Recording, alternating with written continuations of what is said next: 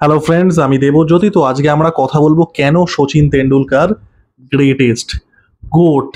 এবং এটা কিন্তু শুধুমাত্র সচিন তেন্ডুলকারের অনফিল্ড অ্যাচিভমেন্টের জন্য নয়। অনফিল্ড অ্যাচিভমেন্ট অবশ্যই আমরা সবাই জানি, 34,000 রান, 100টা সেঞ্চুরি, সবাই জানি আমরা। কিন্তু শুধুমাত্র সেই কারণের জন্য কিন্তু সচিন তেন্ডুলকার গোট নন। তার পেছনে অনেকগুলো কারণ আছে। স্ট্যাটিস্টিক্স তো অনেক প্লেয়ারেরই ভালো, পরিসংখ্যানগত দিক দিয়ে অনেক প্লেয়ার আছেন যারা খুবই ভালো, সবাই সচিন নন। তো কেন সচিন স্পেশাল এবং কেন সচিন সারা জীবন গ্রেটেস্ট থেকে যাবেন, সেটা নিয়েই আলোচনা করব। তো সচিন তেন্ডুলকারের জন্ম, বড় হয়ে ওঠা সবাই জানেন শিবাজি পার্কে 2 BHK ফ্ল্যাটে জন্ম। তার বাবা একজন কবি ছিলেন। তারপরে শারদাশ্রম, রমাকান্ত আচারেকার, বিনোদ কাম্বলির সাথে পার্টনারশিপ, আপনারা সবাই জানেন। আমি আপনাদেরকে অন্য একটা দিকে নিয়ে যাব, সেটা হচ্ছে সেই সময় ভারতবর্ষের অবস্থা। এই যে সময় সচিন তেন্ডুলকার উঠে আসছেন স্কুল ক্রিকেটে 1987-এ, তারপরে 1988-এর ডেবিউ করছেন তিনি, এবং তিনটেতেই মানে আমাদের যে তিনটে আর কি কম্পিটিশন আছে, দিলীপ ট্রফি, রঞ্জি ট্রফি আর ইরানি ট্রফি, তিনটেতেই ডেবিউতে সেঞ্চুরি করছেন। এবং 16 বছর বয়সে তার ডেবিউ হচ্ছে পাকিস্তানের এগেনস্টে। অ্যাকচুয়ালি তার ডেবিউ হওয়া কথা ছিল 1989 নভেম্বরে, তার ডেবিউ হচ্ছে 16 বছর বয়সে। তারও আগে 1989 জানুয়ারিতে মানে ভারতের টিম ওয়েস্ট ইন্ডিজ গেছিল, সেই সময়ই তার সিলেকশন হয়ে গেছিল। কিন্তু সচিনকে ফাইনালি সিলেক্ট করা হয়নি, যাতে ওই পেস বোলিং, যদি সেই সময় ওয়েস্ট ইন্ডিজের টিমের 4জন পেস বোলার থাকতো মারাত্মক ফাস্ট, যদি বাই চান্স কোনো রকম চোট আঘাত হয়ে যায়, তো সেই জন্য তাকে সিলেক্ট করা হয়নি। মানে তাতে আর কিন্তু মানে 16-র আগেই ডেবিউ হয়ে যাওয়ার কথা ছিল, এগুলো আপনারা সবাই জানেন। 1989-এ ইন্ডিয়ার অবস্থা কিরকম? 1989-এ ইন্ডিয়ার অবস্থা কিন্তু খুবই খারাপ। আমাদের পাশের দুদিকে দুটো দেশের অবস্থা এখন যা দেখতে পাচ্ছেন, বিশেষ করে পাকিস্তানের যে অবস্থা ইকোনমিক্যালি, 80s কিন্তু ভারতের অবস্থা তাই ছিল। একটা ক্লোজড ইকোনমি, সিউডো একটা সোভিয়েত একটা কলোনি, সে এটা আমরা অস্বীকার করতে চাইলেও একটা সোশিয়ালিস্ট স্টেট। কোনো ইকোনমিক গ্রোথ নেই, কোনো ফরেন ইনভেস্টমেন্ট নেই, রেড টেপিজম চলছে, যেটাকে লাইসেন্স রাজ বলে, এগুলো চলছে। 1989-এ সচিন তেন্ডুলকারের ডেবিউ হচ্ছে। 1991-এ হচ্ছে ইকোনমিক লিবারেলাইজেশন। ভারতবর্ষ নতুন তাদের পৃথিবীর কাছে নিজেদের দরজা খুলে দিচ্ছে, বিদেশি ব্র্যান্ড আসা শুরু করছে, বিদেশি ইনভেস্টমেন্ট, ফরেন ইনভেস্টমেন্ট আসা শুরু হচ্ছে, মানুষের রোজগার বাড়ছে, মানুষের স্ট্যান্ডার্ড অফ লিভিং বাড়ছে, এবং ভারতবর্ষ তার ফেস পাচ্ছে। শুধু ভারতীয় ক্রিকেট নয়, ভারতবর্ষ, এই যে নতুন ভারতবর্ষ 1990s-এর, কারণ যেটা আবারও বললাম 80s-এ কিন্তু ভারতবর্ষের কন্ডিশন খুবই খারাপ ছিল। 1990s-এ এই যে নতুন ভারতবর্ষ, লিবারেলাইজড ভারতবর্ষ, তার প্রথম ফেস হচ্ছে সচিন তেন্ডুলকার। আমি আমার মুভি রিভিউ চ্যানেলে অনেকদিন আগে একটা ভিডিও বানিয়েছিলাম, SRK জন্মদিনের দিন আমি এই কথাগুলোই বলেছিলাম যে লিবারেলাইজেশন, আমরা একটা কথা খুব বলি, American dream, this is the Indian dream.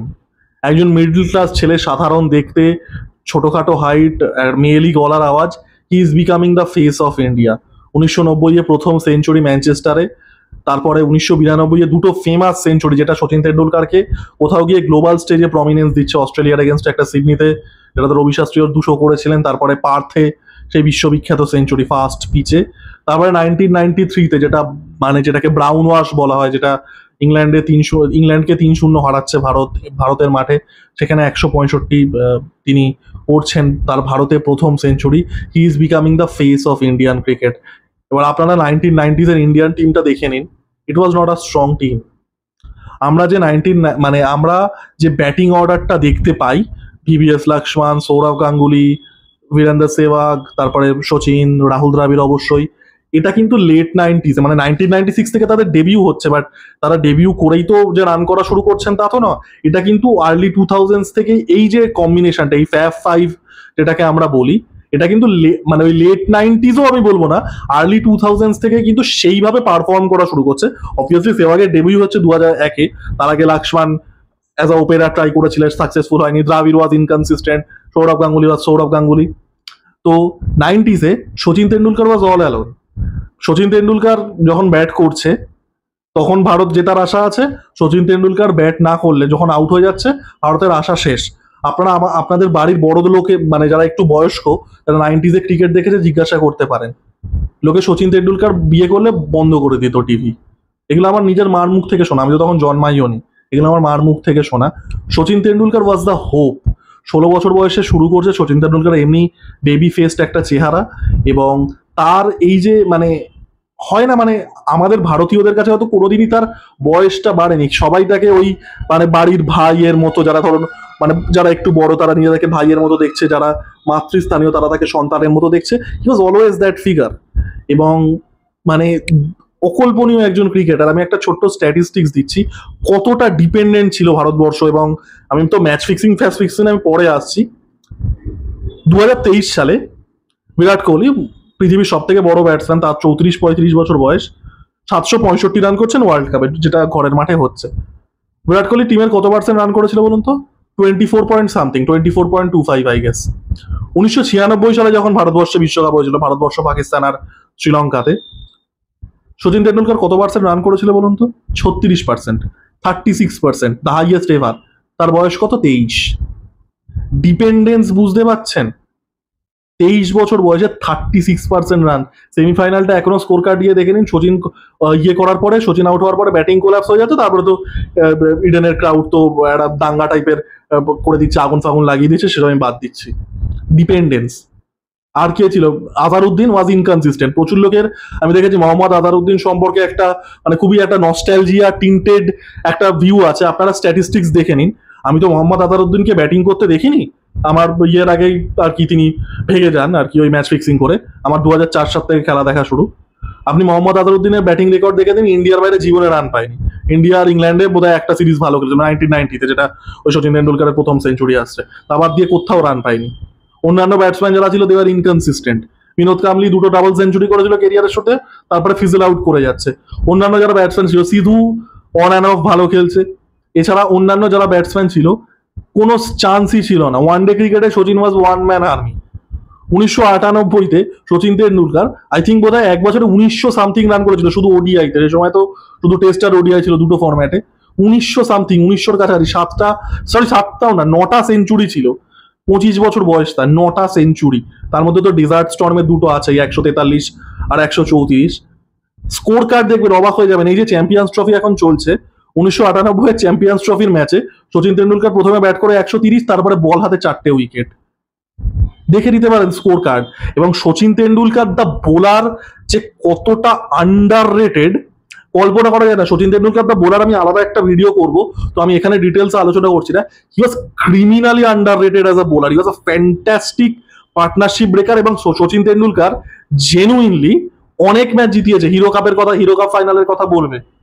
Fun fact, Sachin তেন্ডুলকারের 5 পার শেন ওয়ার্নের থেকে বেশি। সচিন তেন্ডুলকারের 2টো 5 পার, শেন ওয়ার্নের একটা 5 পার ওয়ানডেতে। সচিন তেন্ডুলকারের ওয়ানডে উইকেট স্টুয়ার্ট ব্রডের থেকে বেশি।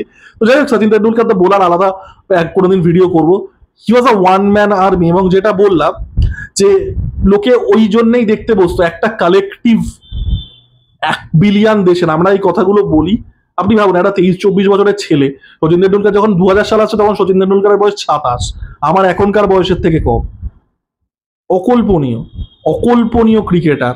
এবং এই জন্যেই মানে কোনোদিন বিরাট কোহলির সাথে, ধোনির সাথে, তারপরে আর যাই আসুক, জয়সওয়াল গিল যত রানই করে নিক, কেউ কিন্তু এটা করতে পারবে না। ভারতবর্ষের সেই সময় কিন্তু ক্রিকেটের টাকা ছিল না। Sachin Tendulkar brought that money, সেটা আমি পরে আসছি। সেই সময় কিন্তু ভারতীয় ক্রিকেটের টাকা ছিল না। এখনকার যে জেনারেশনটা খেলে তারা প্রিভিলেজড একটা generation. BCCI financial power house, IPL থেকে এত টাকা আসে, ব্রডকাস্টিং ডিল হাজার হাজার কোটি টাকা পাচ্ছে, তারা এত ওয়েল পেড। সচিন তেন্ডুলকারের সময় কিন্তু এগুলো ছিল না। সচিন তেন্ডুলকার ব্রড মানি। 1996 সালে সচিন তেন্ডুলকার মার্ক মাসচেরানোসের সাথে যে ডিলটা সাইল্ড করছেন, World Telecommunications, that was the first big endorsement deal by a cricketer. সেখান থেকে দরজা খুলে যাচ্ছে। পেপসির সাথে একটা ফেমাস অ্যাড আছে পেপসির, যে নাথিং অফিসিয়াল অ্যাবাউট ইট, 1996 এর ওয়ার্ল্ড কাপে সেটা আসছে।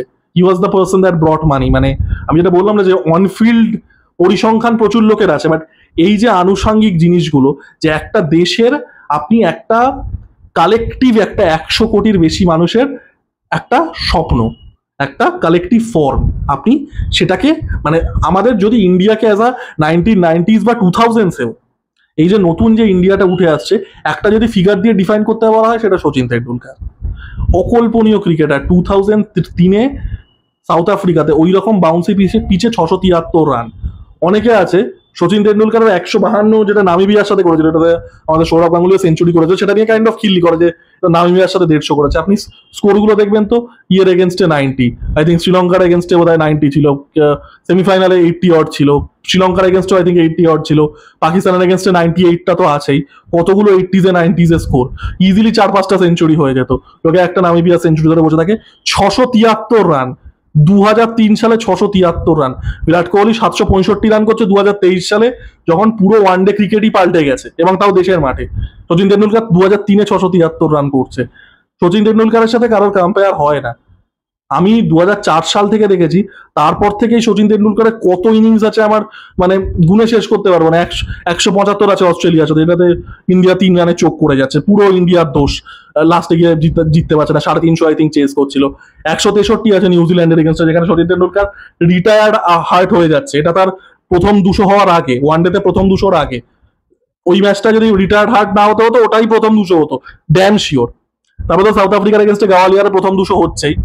টেস্টে 2008 থেকে 2011 সচিন তেন্ডুলকারের রেকর্ড দেখেনি, কারণ 2004 থেকে 2007 ওই সময়টা সচিন তেন্ডুলকারের কেরিয়ারের একটা ডিপ ফেজ এসেছিল, কারণ টেনিস এলবো ইনজুরি, গ্রেগ চ্যাপেলের কন্ট্রোভার্সিটা হচ্ছে বিভিন্ন কারণে, এবং সেই সময় Rahul Dravid was the number 1 batsman.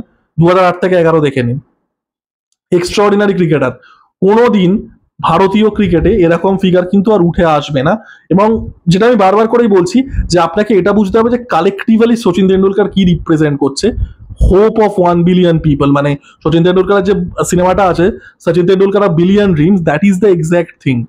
যে 1 বিলিয়ন মানুষের, 100 কোটি মানুষের স্বপ্ন, এই যে নতুন ইন্ডিয়া, এটার ফেস একজন মিডল ক্লাস খুবই সাধারণ ঘর থেকে উঠে আসা ছেলে এটা হয়ে যাচ্ছে। আমি যেটা বললাম না যে আমরা আমেরিকান ড্রিম বলি, দিস ইজ ইন্ডিয়ান ড্রিম। মানে অনেকে সচিন তেন্ডুলকারের রেকর্ডে অনেক কিছু বার করবে, এই ওই সেই, এই অ্যাভারেজ, এই অমুকের থেকে অ্যাভারেজ কম, তমুকের থেকে স্ট্রাইক রেট কম। সচিন তেন্ডুলকার শুধুমাত্র পরিসংখ্যানের জন্য গ্রেটেস্ট নন, এই আনুষাঙ্গিক জিনিসগুলোর জন্য তিনি ভারতকে একটা আইডেন্টিটি দিচ্ছেন। তিনি এমনি যদি ক্রিকেটের পিওরলি কমার্শিয়ালাইজেশন বলি, সচিন তেন্ডুলকার ওয়াজ the person that ব্রট serious money in cricket. তার আগে ক্রিকেটে টাকা ছিল না। পুরো জিনিসটা এইগুলোর জন্য, পুরো জিনিসটার জন্য 24 বছর ধরে করছে। তার অর্ধেক কেউ, মানে যদি ক্রিকেট কেউ খেলে না, সেটাকে লম্বা কেরিয়ার, 10 বছরের বেশি ইন্টারন্যাশনাল খেললে সেটা একটা বিশাল ব্যাপার। 24 বছর ধরে একটা লোক খেলছে, মানে India grew up with Sachin Tendulkar. একটা জেনারেশন আমি বলবো না, multiple generation grew up with Sachin Tendulkar.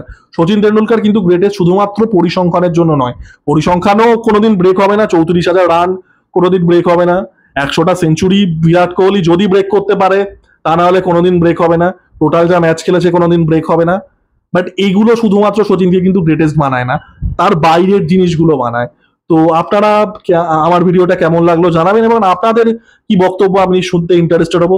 আপনারাও কি সচিনকে গ্রেটেস্ট মনে করেন, না আপনারাও ওই স্ট্যাটিস্টিক্স গত দিক দিয়ে হয়তো বলবেন বিরাট কোহলি এগিয়ে, বা অমুক ব্যাটসম্যান এগিয়ে, বা তমুক ব্যাটসম্যান এগিয়ে? জানাতে ভুলবেন না। আমি নতুন যে আমার ক্রিকেটের চ্যানেল, সেটার আমি লিঙ্ক দিয়ে দেবো। Thank you.